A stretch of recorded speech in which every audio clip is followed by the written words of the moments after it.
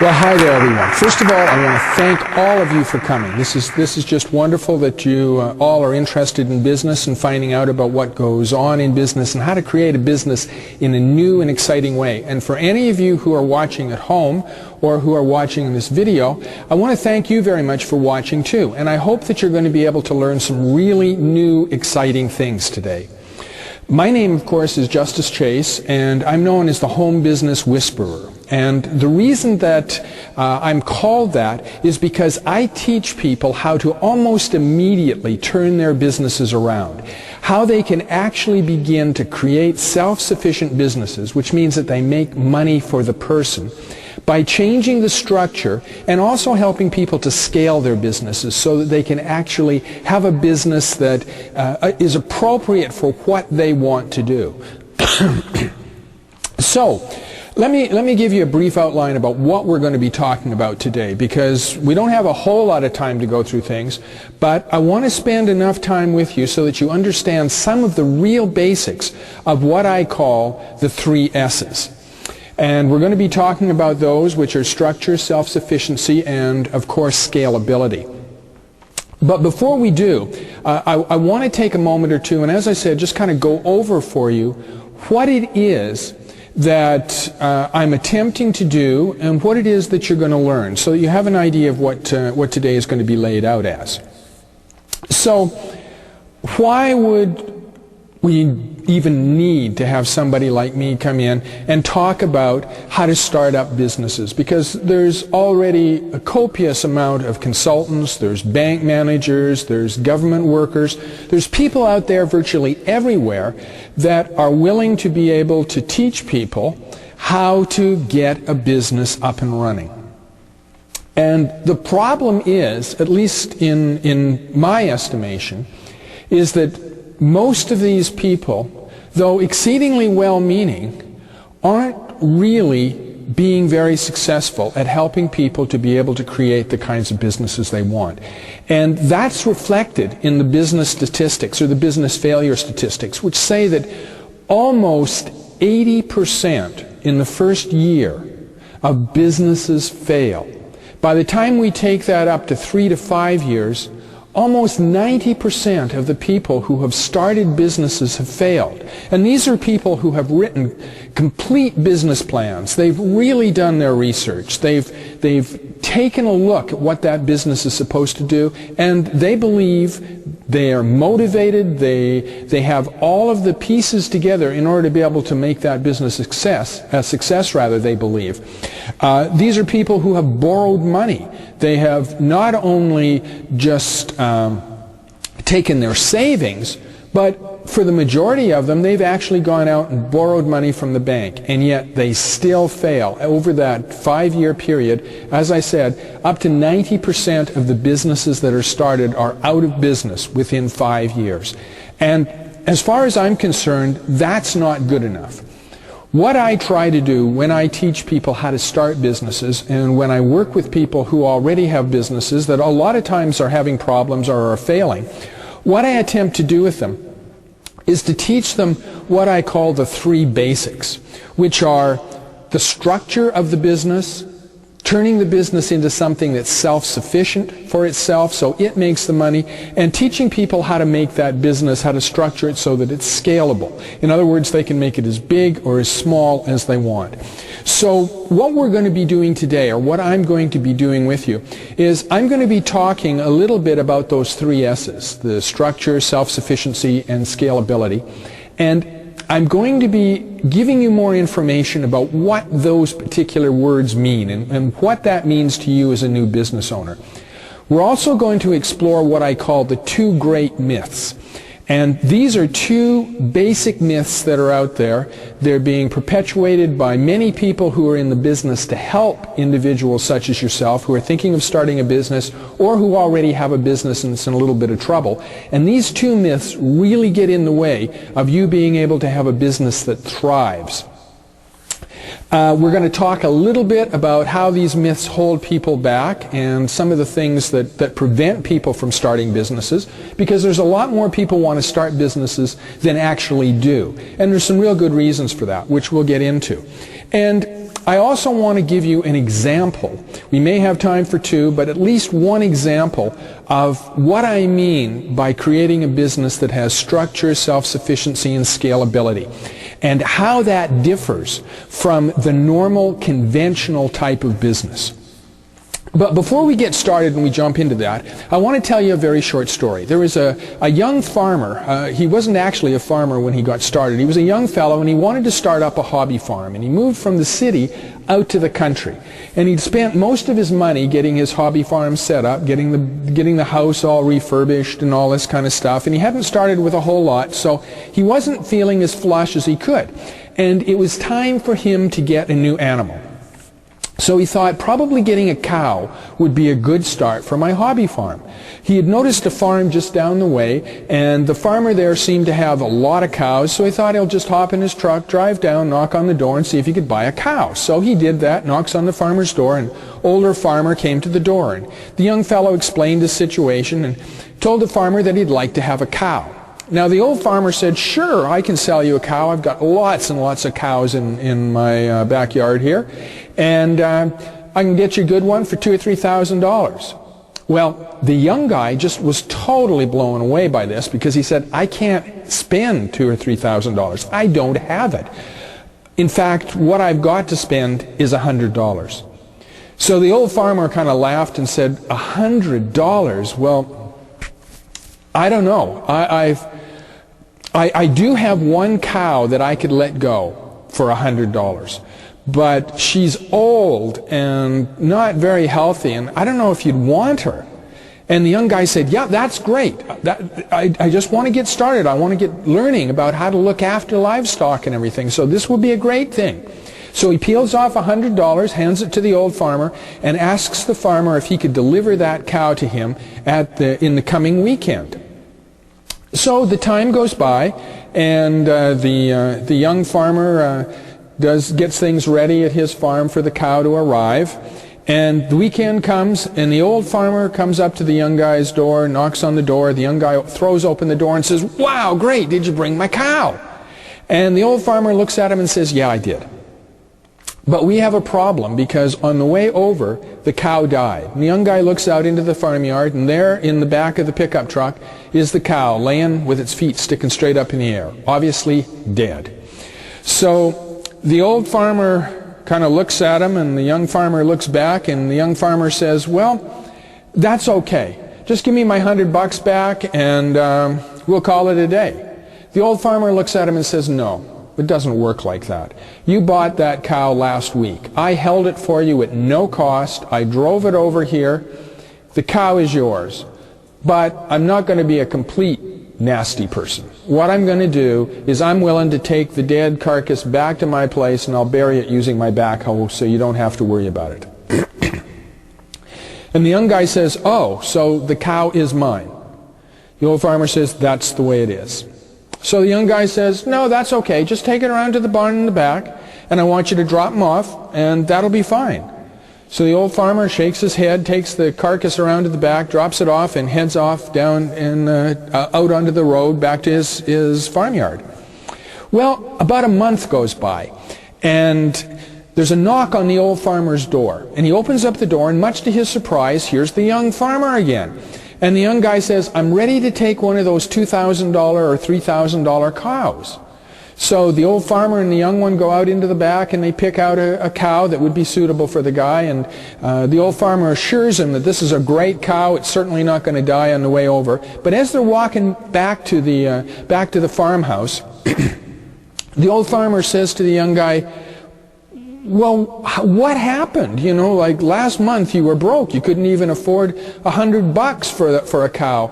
And now you're willing to pay $2,000 or $3,000 for one. Did you get a really great job or strike oil on your land, or what happened?" So the young guy looks at him and he says, "Oh no, I sold your cow. You know, the one I bought for $100. And the farmer looks at him and he said, "You sold my dead cow, that cow I dropped off at your place, for $100? How on earth did you sell that cow for $100? And the young guy looks at him and he says, "It was easy. I raffled it off. I just put an ad in the newspaper that said, 'Get a cow, $10. I sold 500 tickets at $10 each, made $5,000. The old farmer looked at him and said, "But the cow was dead. Didn't anybody complain?" And the young guy looks at him and said, "Only the winner," and I gave him his money back. Now, you may be thinking, what on earth does that kind of a story about selling a dead cow, what does that have to do with starting a business? Especially, what does it have to do with structure, self-sufficiency, and scalability, and being able to create a business that works right from the start? Well, the answer to that question is really quite simple. It's thinking outside the box. And though I don't want you to go out there and start raffling off dead cows, what I do want you to do is I want you to start thinking in new ways. Because right now, at least 99% of all new small businesses are started in basically the same structure. That's you go out and you start your business and you run the business, you work in the business. It's what I call an equity producing job. Basically, you start the business by being the employee within the business and being the employee that does everything. Now, as I said, that's the way that most businesses are started today. The problem is that business model doesn't work almost all the time. That's why there's a 90+% failure rate in small businesses. Because the structure that the people use to start their small business doesn't work.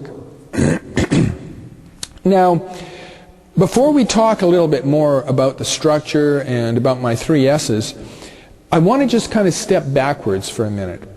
And I want to take a couple of minutes and I want to talk about how people think about starting businesses. Because over the last 20 years or so that I've been doing this, 20+ years, I've found that when I've traveled around and I've done lectures and I've done workshops and such, well over 90% of the people that I talk to want to be able to start businesses. And I've read different statistics that show that at least 80 or 90% of the population thinks about starting their own business at some point in time. The problem is that most of them don't. And the reason they don't is that they're worried that their business is going to fail. They don't think they're smart enough, they don't think they have enough money, they don't think they've got a good enough idea, they don't think they've got enough education, they don't have any faith in themselves. And the reason for that is because we have been brought up to believe that whether or not a business fails or succeeds is based entirely on you. In other words, if you do well, if your business does well, it does well because of you, because of your energy, your input, all of these different kinds of things. That's the kind of reasoning that is out there right now about people starting businesses. So most of the focus on getting you ready to start a business is put directly towards getting you ready to run your own business. And that means usually taking entrepreneurial courses, which usually amount to not very much more than learning things like rudimentary accounting, rudimentary law, a few things about how you fill out forms, maybe a little bit about advertising, things that definitely should be passed on to professionals, because you can't possibly learn enough in a 2-week or 10-week or 10-month course in order to be able to be an expert in law and accounting. You need to have your own lawyer, you need to have your own accountant. But as I was saying, the work is done on the individual. Very little work is done, if any in fact, is done on what I call the structure of the business. And that leads me to the first thing that we're going to talk about today, which is what I call the 3 S's. Structure, self-sufficiency, and scalability. These three things make up the backbone of the process that I use for what I call home business whispering. Because I believe totally if a business has the right structure, then that structure can create for it self-sufficiency so that it starts making money right away. It doesn't have to wait for 2 years or 3 years for the business to start making money. It can start making money right now. It also allows that business to fulfill its function the way that the person who started that business wanted that business to fulfill its function. And what do I mean by that? Well, I haven't heard of anybody who has ever started a business who says, I want to start a business so I can work 18-hour days, I can have no benefits, I don't get paid if I don't go to work, and I get to have all of the excitement of having to do not only the job that I do, but doing my own advertising, doing my own legal, doing my own accounting, doing my own selling, all of this. Like, I can hardly wait to get out there and do that and work 18 hours a day and end up making less money than I was making at my job. And if my business doesn't do well in a month, then what I have to do is I have to reach into my own pocket and pull out money and pay my business so that it can continue to go along. That's not why people get into businesses. People get into businesses so that they can actually have more freedom and more money. They want to be able to spend more time with their family. They want to be able to spend more money at the stores. They don't get into business to work 18 hours a day. But that's the way that most businesses, almost all of them, are structured nowadays. That's how people are taught to start a business. And the first step in whispering a business is to completely throw that out the window. To first of all, ascertain what is the best structure for this business that will allow me to start it for next to no money. I believe strongly in shoestring startup. It should not cost you more than a few $100s, a couple of thousand at most, to start virtually any kind of business. And I mean any kind of business. So you want to really work on that structure. And that structure should lend itself to your business being totally self-sufficient. That means that it starts paying its own way and paying you within the first 2 to 3 months. So you don't have to put more money into the business. In fact, what I like to do is I like to have a business structured so that it becomes self-sufficient within the first 30 to 60 days, which means that it not only looks after itself, it starts paying you. The other thing that I want that structure to do is I want it to have the third S. I want it to make that business scalable without having to spend a whole lot more money. So many businesses start off just great, and the owner thinks, I would love to expand this business, but I can't. Because in order to expand this business, what I have to do is I have to open up another business just like this one on another street, which means that I'm going to double my expenses. And a lot of businesses have gone under because people have attempted to do that and it hasn't worked because the business structure is based entirely on the owner doing everything, and the owner can't be in two places at the same time. So what that means is that most times, most businesses are not scalable. They operate at the scale they're started at. They can't grow anymore. They can't be made smaller. They have to stay at that level. And I believe one of the functions of having the right structure is being able to make your business scalable so you can move it from the kitchen table to the boardroom table like that if you want. You can do it easily, comfortably, and quickly. So before I give you an example of what scalability and structure and self-sufficiency actually look like in the real world, I mentioned I was going to talk about the two big myths. And I want to take a moment or two, and I do want to talk about those because they are so important, especially for any of you who are new in getting into business. And you're just thinking, gee, I'd like to get into business, but I don't know. I don't know if it's the thing to do because it could be expensive, it's going to be risky. There are so many things that could go wrong. So I want to talk about these two big myths because they are vitally important if you are to be really successful in moving your business ahead. So, what are these two myths? The first one is what I call the better mousetrap myth. And basically what the better mousetrap myth says is that you have to have a better mousetrap. You have to have a better business idea than what's already out there. And people are striving, individuals who want to have their businesses are striving all the time to try to come up with a better idea. They're thinking, oh, if I could only come up with a better idea to be able to do this, then wow, that would be wonderful. I'd be able to make all this money and things would be great. And it is a myth, because usually the most successful businesses are those businesses that are the closest to what is already successful right now. The reason being that if you come up with a better mousetrap, you have to sell the whole concept of a better mousetrap. You have to educate people about the concept of a better mousetrap, and that all costs a lot of money. If you can find something that's already working and you can do it too, then most times you will have a more successful business than coming up with a brand new idea.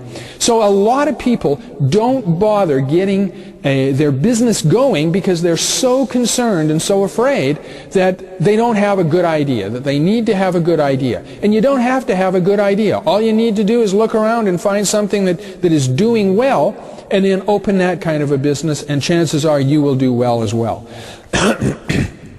Again, especially if you structure it the right way. Now the second myth, that second big myth, is the one that stops more people than just about anything else. And it is the idea that you have to have a whole lot of money if you're going to be having a successful business, if you're going to start a business. Most bankers, most consultants, most government people, agents that are helping individuals to be able to start a small business make a tragic mistake by telling people that if they're going to be successful in business, they have to have a lot of money.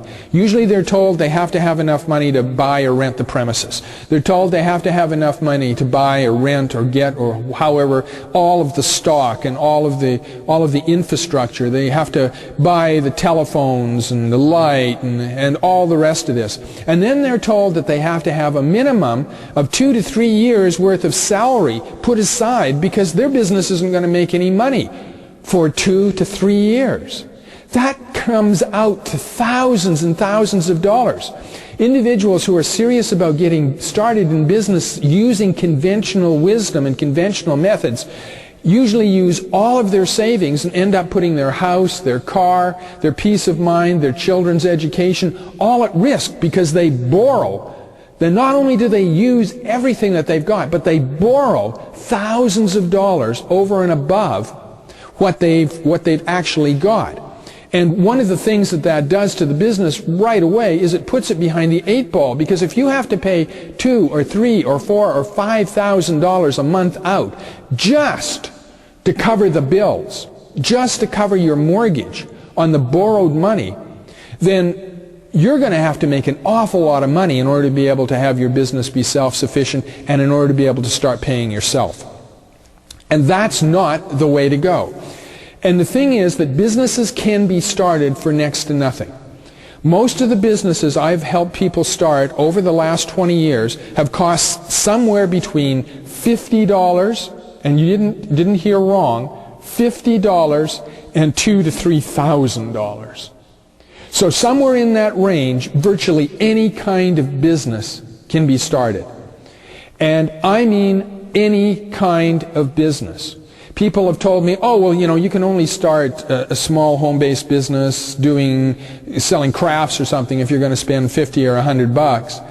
And that's not the case. In fact, the example that I'll give you in a couple of minutes, I'll demonstrate how a person who thought they needed to spend $20,000 was able to start their business by changing the structure, having it be self-sufficient and scalable, and start making money within the first 5 days the business was open, after having spent no more than probably $75 to $100 in order to get that business going. And as I said, the traditional consultants had told this person that they were going to have to spend a minimum of $20,000, and it was probably going to take them a year, maybe a year and a half, before the business would be self-sufficient.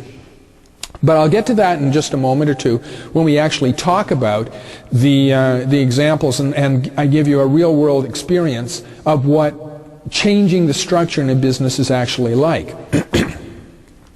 Before I do that, I just want to take a moment or two more, and I want to address this whole idea of starting a business on a shoestring, or starting a business without a lot of money, a little bit further. Because as I mentioned, that myth, number 2, and myth number 1, which is, of course, you have to come up with a good idea, are so ingrained in our psyche that we really have to think hard to get outside those. Our belief systems are such that we believe so totally we have to have a lot of money or we have to have a great idea that very often we don't even attempt to think outside the box. We just stop ourselves immediately. And it's so important that you don't do that. If you want to be in business, you can get into business, and you can get into business right away. We can show you how to start your business on a shoestring, spending almost no money. We can show you how to structure your business so that it will work, so that it's self-sufficient, and so that it's scalable. We can show you how you can actually turn your business into something that works for you rather than you working for it. And that is so important. No matter who you listen to or what you do with your new business, make sure that that new business does what it's supposed to do. And what it's supposed to do is give you more time, more freedom, and more money. It's supposed to help you. It's not supposed to be a burden on you where you can't leave. You or your wife or husband have to be in the business all the time looking after it. That's not a business. That is an equity-producing job that you have paid a lot of money for. So, I'm just getting a sign here that we're going to be having to wrap up fairly soon. So I want to jump to an example of what I mean by changing the structure so that a business can be self-sufficient and it can be scalable. And I want to use as an example a young lady who came to us. She had been to a couple of business consultants before, and she had been told that it was going to cost in the neighborhood of about $20,000 in order to be able to get her business up and running. And the business that she wanted to start was something that I'm sure you're all familiar with. It was desktop publishing. She was told, of course, that she'd need new computers, new software, she'd need a building in order to be able to operate out of, she'd need telephones, she'd need all of these different kinds of things in order to be able to set herself up. Plus, she'd probably need somewhere in the neighborhood of a year to a year and a half before her business grew to the stage where it would be self-sufficient and she could actually take an income out of it. She would be making money all along, they told her, but by the time she'd paid off her loans and by the time she'd paid for her rent and she'd paid for all of these other expenses, of course, she wasn't going to be taking that money herself. It was going to be going to somewhere else. And the problem was that she didn't have $20,000 and she couldn't find anybody that was willing to borrow $20,000, so she came to us.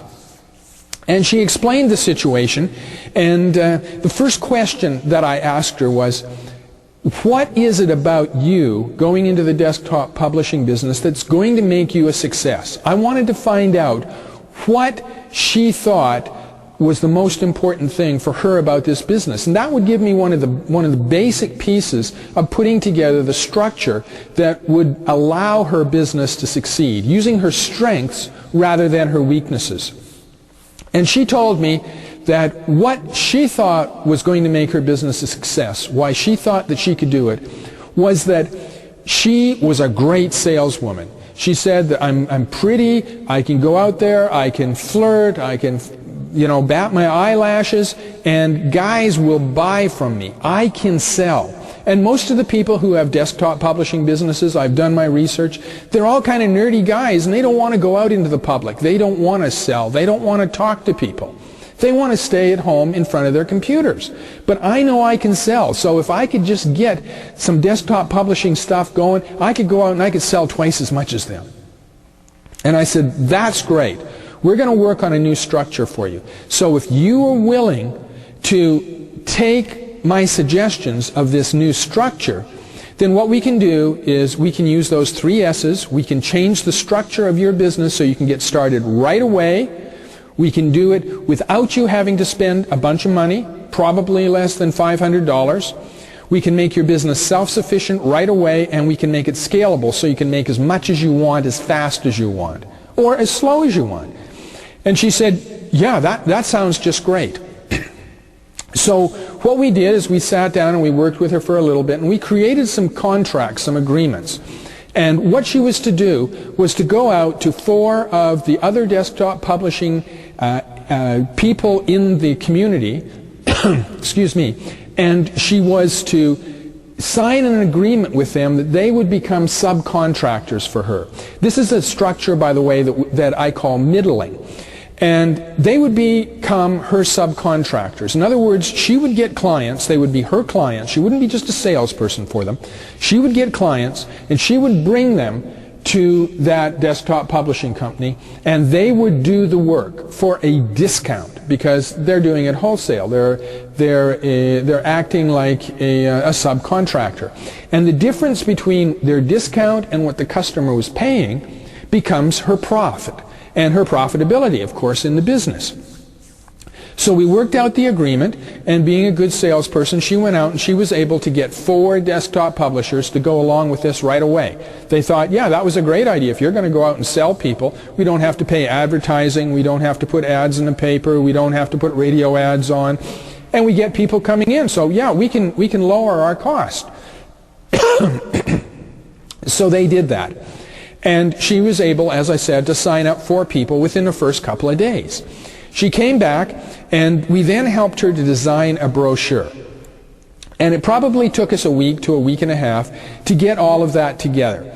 And by the time she had finished, her cost into her business was approximately $75 to $100 based on the photocopying that she had to do, putting gas into her car, driving to the different places. So putting all of those expenses in, she had only spent approximately $75 to $100.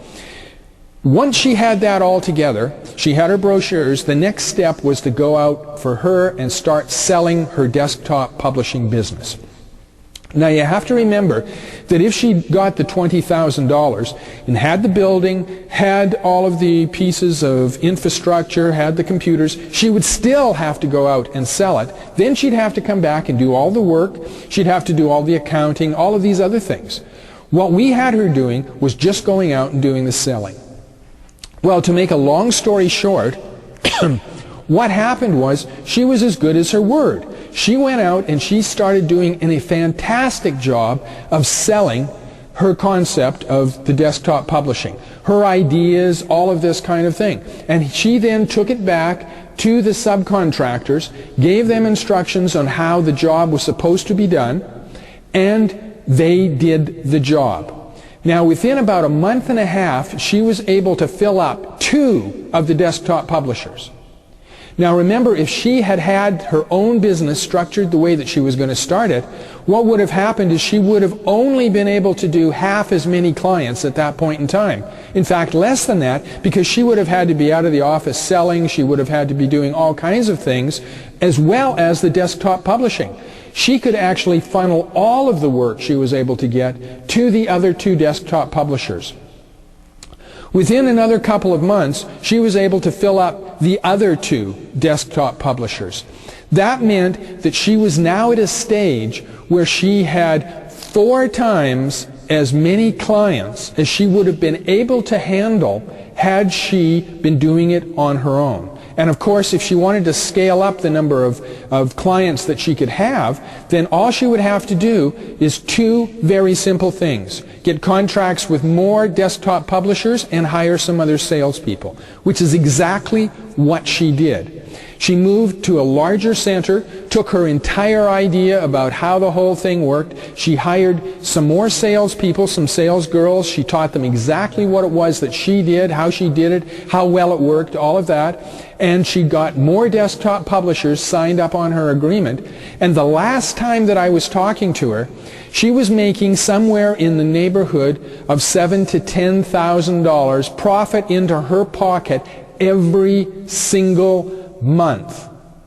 And she was doing almost none of the work. Her work day consisted of getting up in the morning and spending a couple or 3 hours on the telephone to her sales crew, finding out exactly what went on, talking to a manager that she had hired to make sure that all of the subcontracting was being done the way it was supposed to, and then she would go out and spend the rest of the day sitting by her pool. That was truly an example of using the correct structure to create immediate self-sufficiency and immediate scalability so that that person could create for themselves a really exciting and powerful business that just moved right ahead. By having that right structure, she avoided having all of the infrastructure payments that she would have had if she'd rented or bought a place. She avoided having to do all of the work of sitting down and doing all the desktop publishing, which would have limited to the number of hours she could put in, how much work she could do. It allowed her to scale the business to any size that she wanted to, again, something that would have been impossible had she started the business using a conventional method. So it met all three of the major S's. By creating the right structure that fit for her, it allowed her business to immediately become self-sufficient, and it immediately allowed the business to be scalable, if she so desired, to any size that she wanted. If she wanted to, she could operate using that same structure, having people in 25 different cities. She could have 100 cities.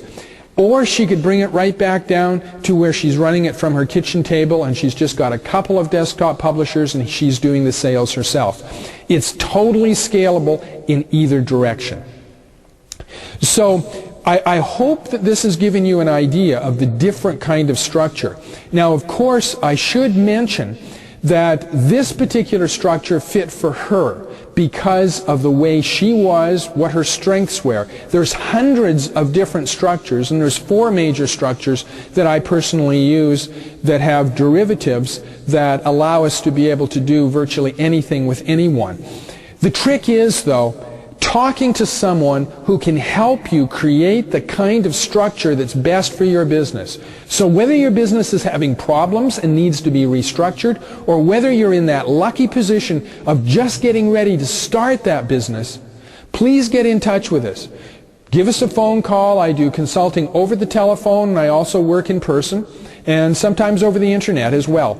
So if this interests you, if you would like to learn more about how to structure your particular business and business idea so that it has the right structure to make it self-sufficient and to make it scalable, then please get in touch with us. Now, I notice I'm getting the sign that I'm all out of time here, so I want to thank all of you for coming. Thank you very, very much. And for any of you watching at home, again, I want to thank you very much for taking the time to actually listen to the program, and I hope you've learned something. All the best. My name is Justice Chase, the Home Business Whisperer, and have a wonderful day.